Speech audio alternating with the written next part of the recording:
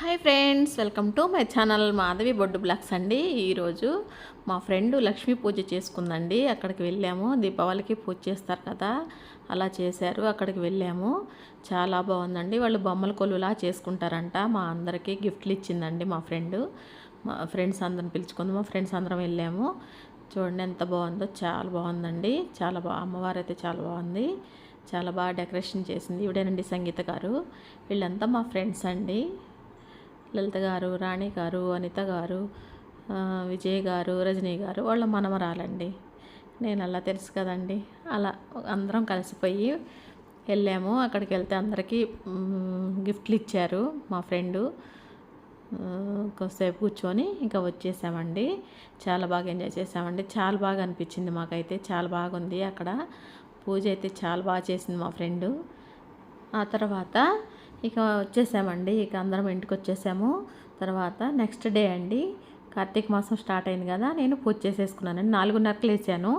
చూడండి.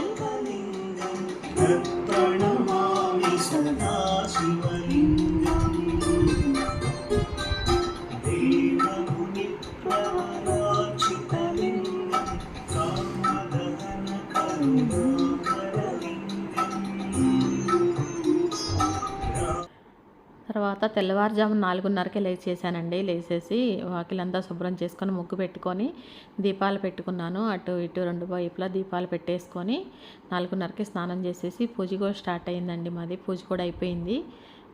కరెక్ట్గా 4:30కి లేచాను. 5 గంటలకల్లా అంతా పూజ అయిపోయిందండి.